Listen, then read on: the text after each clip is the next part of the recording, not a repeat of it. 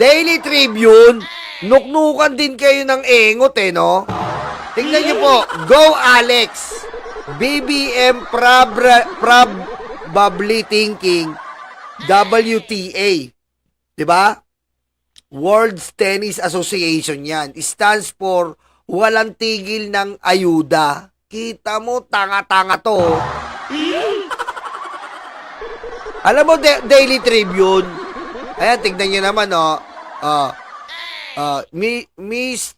Marcos cheers on Ella in landmark WTA finals appearance. Kung di ba naman to bobo tong Daily Tribune? Daily Tribune, bakit ang bobo nyo?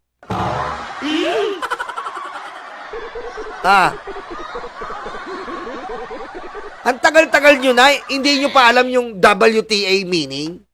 Bobo ba kayo?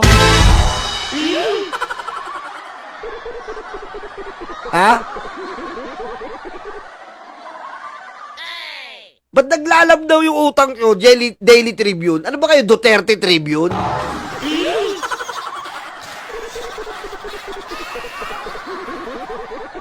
Probably thinking walang tigil na ayuda.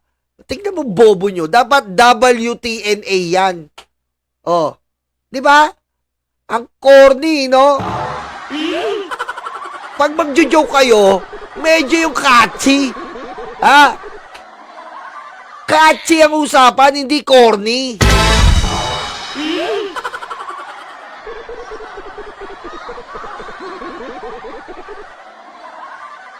Ang bobo eh. Oh, eto pa.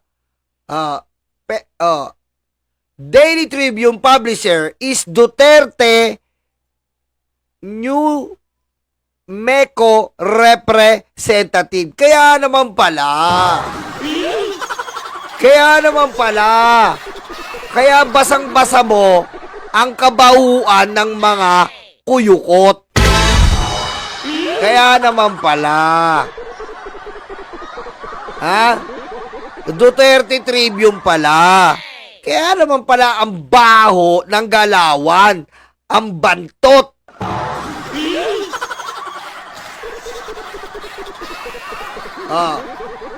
Yung publisher pala ay may kaugnayan na naman kay Duterte, kaya gano'n ang galawan. Kaya mahal na mahal nila, sino? Mahal na mahal nila si Bongo.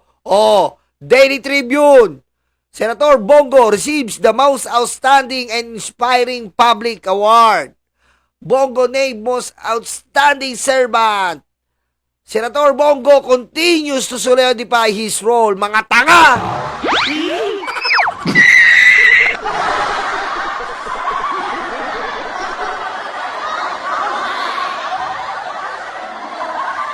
Ang baho ng galawan nyo, Daily Tribune. Ayusin nyo naman, nalatang kabantutan nyo eh. Mga ganyan tira, mga pangbaklayan eh. Titira kayo rekta sa source. Rekta sa source ang tira. Huwag ka titira ng para kang tapos papabura mo, kuyukot, didilaan mo pala yung itlog ni Bongo. Rekta sa source, Daily Tribune. Titirahin nyo si BBM, walang tigil na ayuda, WTA yon. Kahit sino mang bobo, may N yun eh. Dapat WTNA. Ang bobo-bobo nyo! Ang pangit ka banding!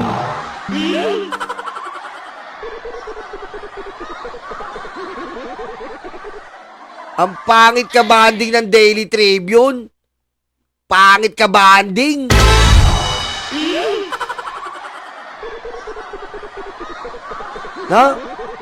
Ang baduy nyo ka banding. Sariling ang corny. Walang tigil na ayuda. Mene! Ang abbreviation, accurate, dapat WTNA. Bobo!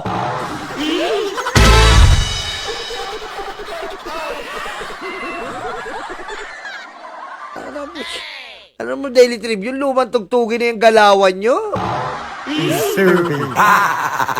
Magkano? Magkano? Magkano galawan?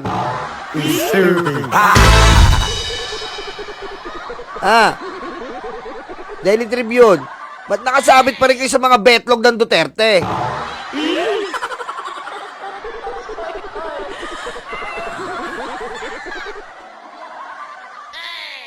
Okay, dito na tayo. Dito tayo. Ito. Mamaya na yan. Ito muna. Ito pa. Ito pa ang barat nila. MRT3, LRT2 launch student only lanes to cut queues. Tingnan mo naman yung itsura ni First Lady. Tingnan nyo. Hayop talaga. Tingnan nyo. Maayos pero yung itsura ng First Lady. Tingnan nyo po. Yung awkward shot, yun ang ilalagay nila. Ganong kaayop, no? Ganong kaayop, no? Tinde, no?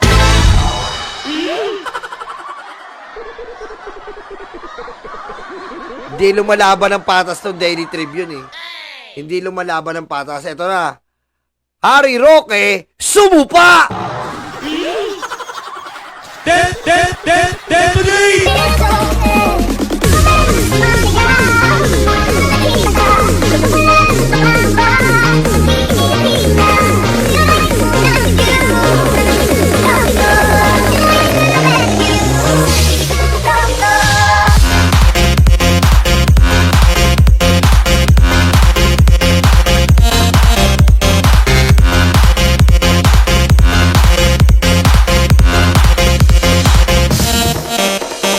Tila po sumupa at ayaw maupo ni Harry Roque.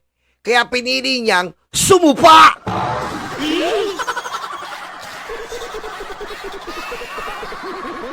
Kitang-kita po sa kanyang mga tuhod ang pagluhod dahil sa pagsupa!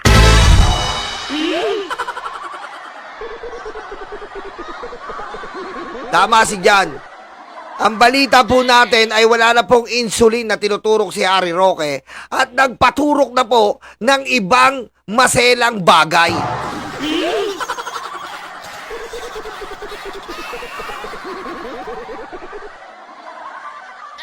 At ang pagturok na to ay hindi niya po dinaang patayo, patagilid, pahiga, pahilata, kundi paluod!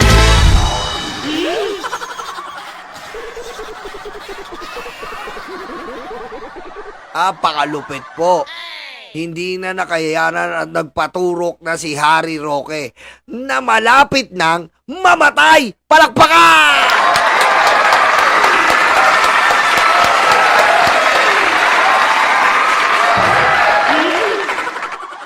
Nalalabi na lang po ang iilang buwan na buhay ni Harry Roque. Kaya po ginagawa niya na ang mga bagay na ikaliligaya niya. At isa na nga po dito ang pagpapasupa na ayaw niya pong maupo. Gusto niya sa supa.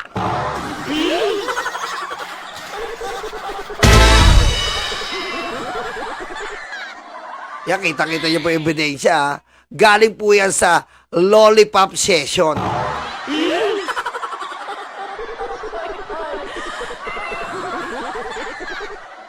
Galing siya sa lollipop session.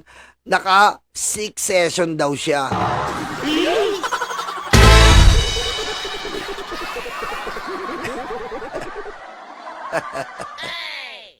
Naka 6 session. Bakla! Malapit ka na mamatay, bakla. Magbiling-biling ka na, malapit ka na mamatay. Yung tsura mo, tingnan mo, inaagdas ka na. Kahit anong gawin mo, kahit humigop ka pa ng libo-libong molecules ng sperm, hindi ka gagaling, tanga. Ha?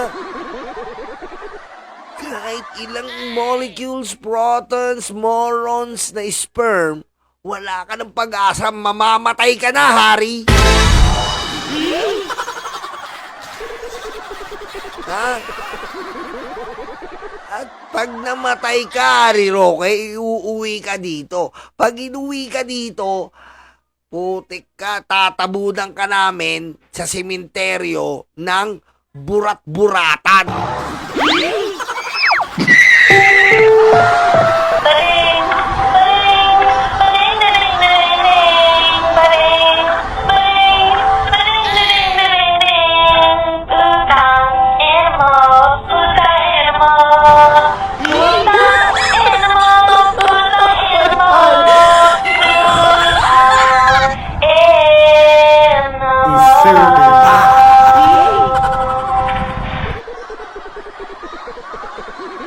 Alam mo yon?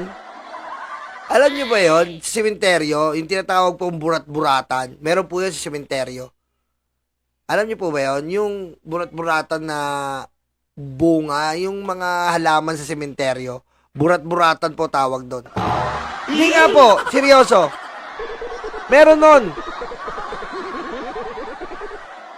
Meron po doon, burat-buratan ang tawag namin doon eh. Mga ano yon, dahon yon, tapos pwede mo ibato. Para siyang lansones na kulay green, tapos pa-diamond shape. Burat-buratan. Alam mo ba yun, simple talkies? Burat-buratan. Ewan ko kung meron sa Google, no? Check nga natin sa Google. Baka akala nyo, nag-iimbento na naman ako eh. Burat-buratan. Meron yan. Ayaw nyo maniwala sa akin. Meron yan.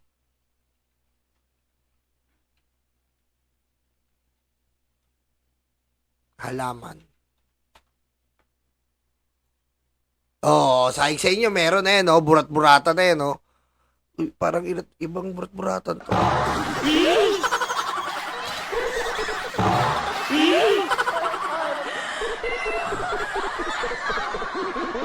Parang iba to ah. Parang iba to ah. Cactus to eh. Ito yung bunga ng cactus. Ayan, yan. Ayan, dito yung bunga niyan. Ayan. Yan, no? Yung bunga niyan. Ay, i-google nyo lang ah. 1997. Parang iba yun ah. Parang iba yung cactus na yun. Nanunusok yun ah.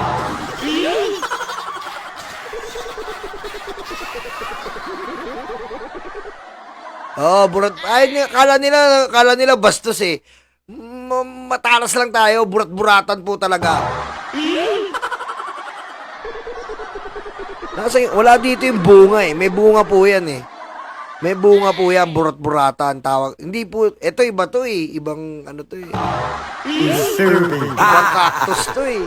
Cactus yan eh. Delikado, matinik.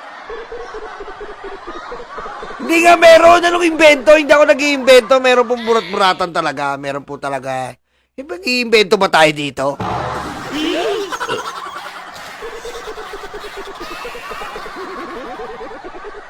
Mag-iimbento ba naman tayo?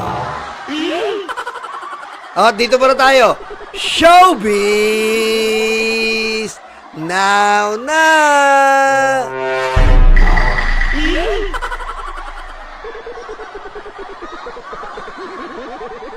Mukhang yung iba na po, nag-iba na.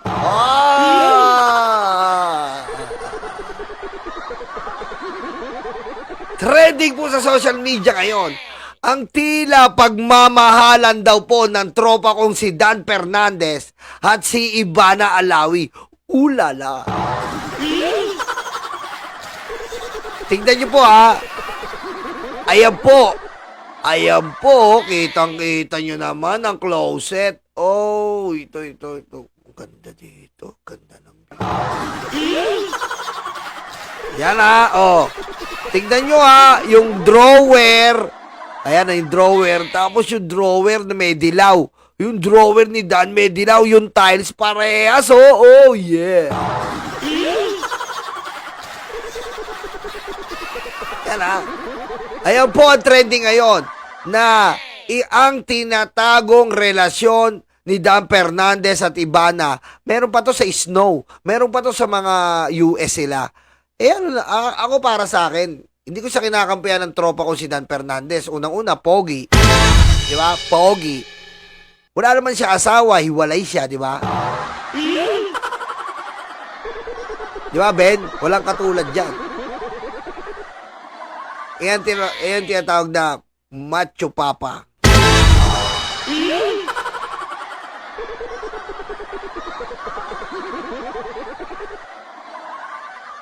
Pare, sabi ni Joel Villanueva, mababa yung likes. Putik, sinabi niya yun? Ha?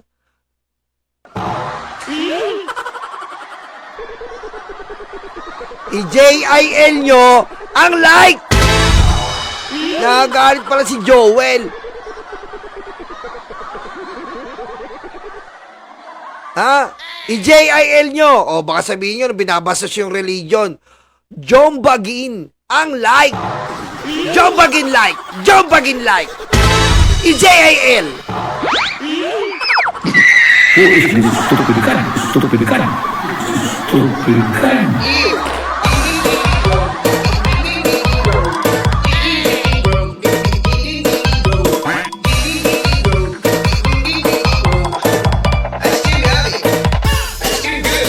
Hindi po siya naliligo. Bobo ka! Sabado, hindi nyo J-I-L yung like, ha? Ha? Jombagin like. Jombagin like.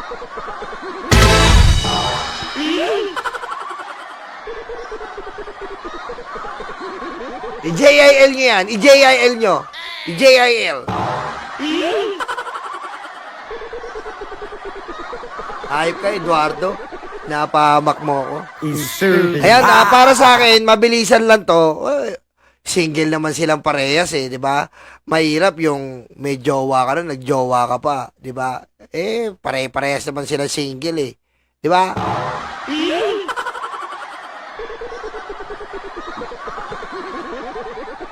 At dito na tayo sa main event. Ito na ang main event. Kitty Duterte, yung pinagdadaanan mo ngayon ay bunga ng pinaggagawa mong hindi maganda sa kapwa mo. Ano ang sabi ni Kitty Duterte? Yung pinagdadaanan mo ngayon ay bunga ng pinaggagawa mong hindi maganda sa kapwa mo.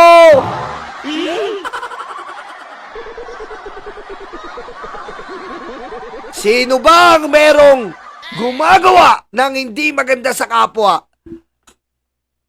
Sino? Patayin mo si BBM. No joke.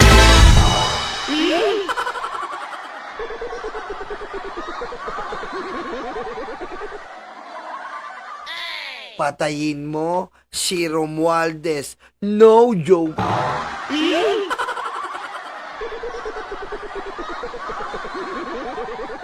Patayin mo si Lisa Marcos. No joke.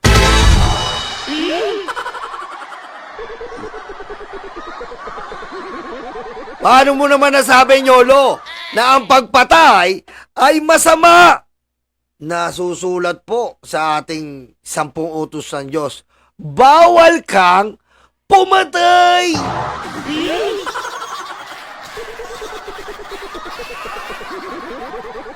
Kaya po si Kitty Duterte, pagkat po sa sobrang rinding-rindi na po ni Kitty Duterte dahil halos araw-araw po nang ginawa ng Diyos, ang nanay niya ay nagsasalitang mag-isa.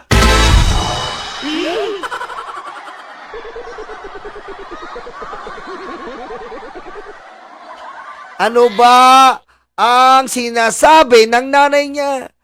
Single ka, single ko, wala kabit. Mama, tama na. Hapunan na. Hindi ka ba kumakain? Kitty, single siya, single ko, wala kabit. Ano ba, ma? Ano ba? Awan na. Kitty, single siya, single ko, wala kabit.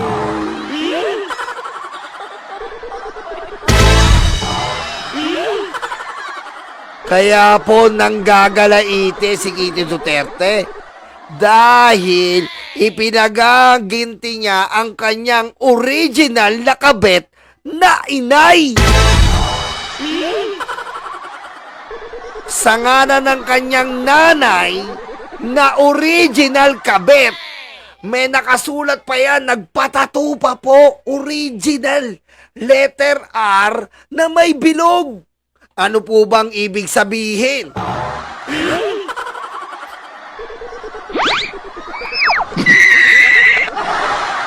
Ano? Sige, tuloy mo, tuloy mo. Tuloy mo yung kabaliwan mo, Nyolo. Ano po ba ang ibig sabihin ng tato ni Hanilet? Letter R na may bilog. Tingnan po natin, letter R sa Google with circle meaning. Tingnan po natin.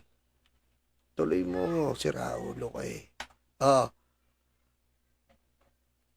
A letter within a circle typically means registered trademark. Original. Ayan po ang ibig sabihin niya. Tuloy mo lang.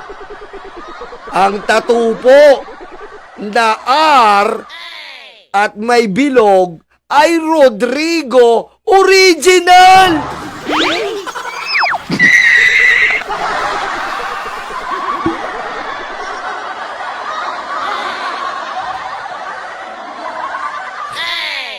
Ipilit mo. Kita nyo po mga libag, mga karayuma. Totoo po na mayroong original na kabit. Dahil kung pagbabasihan nyo po ang R na may bilog, it means original.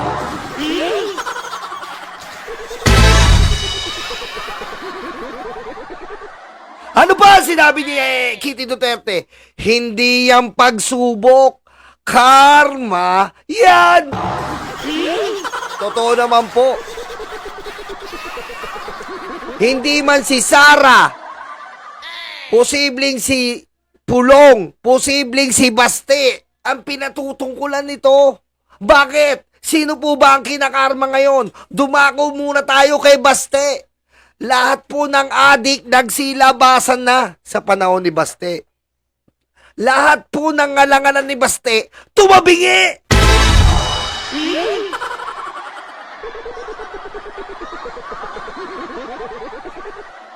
Kaya posible rin po si Baste.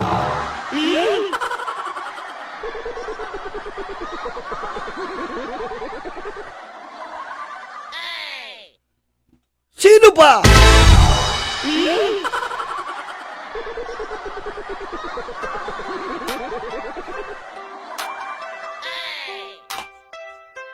Nagalit si Pulong sa babaeng tulong. Nagwala o siya'y nagwala, yung bugaw sa saksaking bigla. Ayun, pwede ba'y umiyon? Ikaw sa kilagot, iyot man, ako si iyot man, ang tamat ninyong congressman. Ayun, pwede ba'y umiyon? Kung hindi ikaw sa kilagot, iyot man, ako si iyot man, ang tamat ninyong congressman. Pag ikasumunod, pag kumanggal ka, pag kulang girls, pag wala iyot, di ka sumunod. Pag kumanggal ka, pag kulang girls, pag wala iyot. Ayun, pwede rin iyot. Posible rin po si Pulong. Dahil kitang-kita naman po si Pulong na may lahing batusay. Anong batusay, Nyolo? Pabaligtad kung sumaksa. Na-expose po si Pulong na nagbabayad ng 1,000 piso para makaiyot.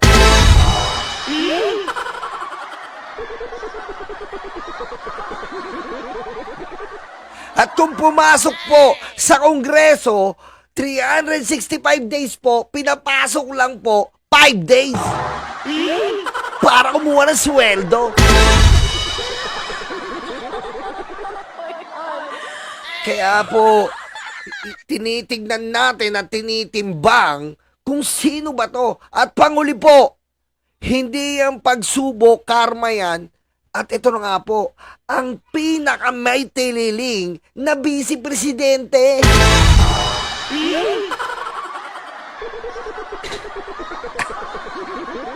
Di ba?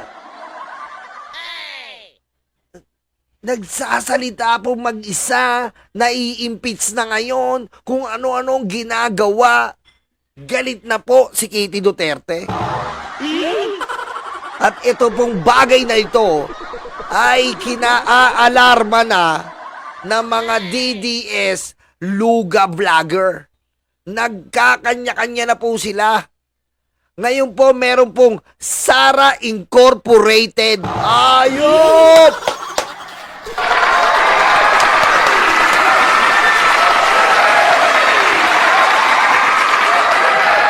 Nagtayo na po sila ng Sara Incorporated. Parang kumpanya, pusang ama.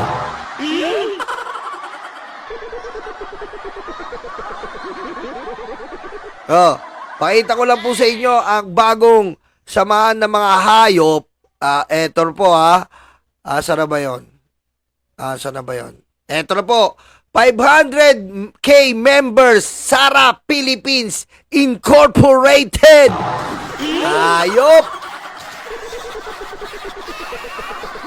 Ayan po. Sara Philippines Incorporated. Ayop. Yan Oh. Dami nila 45.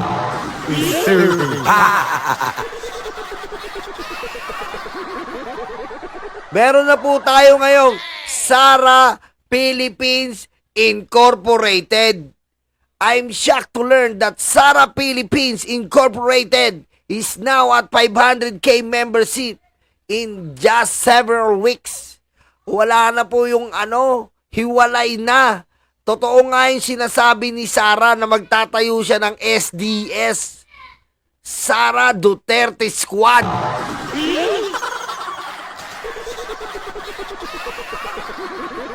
Ang tigas ng mga muka. Potek, no? Ibang klase yung mga to. Talagang pinagtutulungan sila Kitty at Hanilet.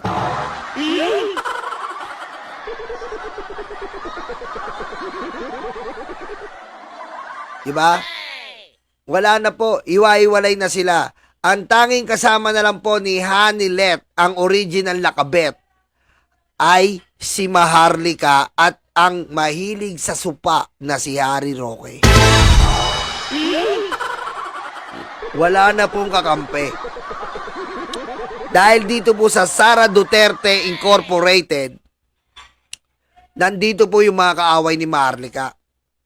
Sila Bantot Joey, si Winnie the Pooh na si Kifi Chu, yan, Winnie the Pooh, basta yung mga yan, nakaiwalay na sila ngayon. Si Zoraida, at may bago po pala tayong ito po, ito na pala, ayan. Ito po yung isa sa mga kasama niya.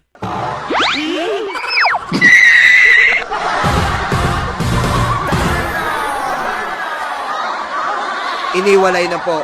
Ngayon kasama po ay isang veteranong komedyante ang nakakasama po. Isang veteranong komedyante. Sikat po ito dati at duo po ito eh.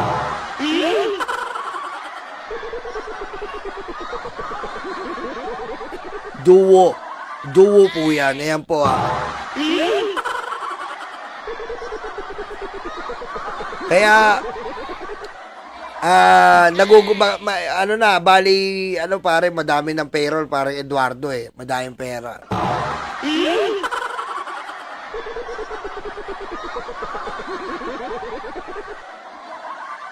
Ayan po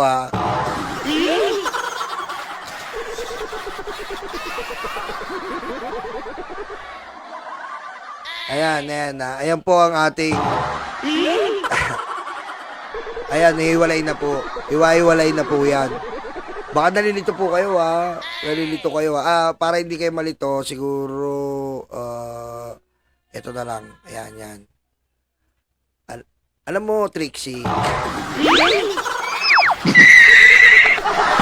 talaga.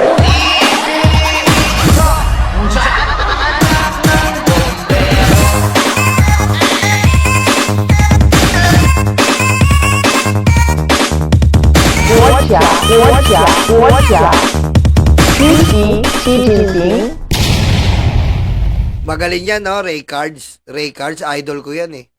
Lalo na yan si Carding. Yan ang nagdadala si Carding. Si Ray, siya yung seryoso eh. Sumalangit nawa, ah.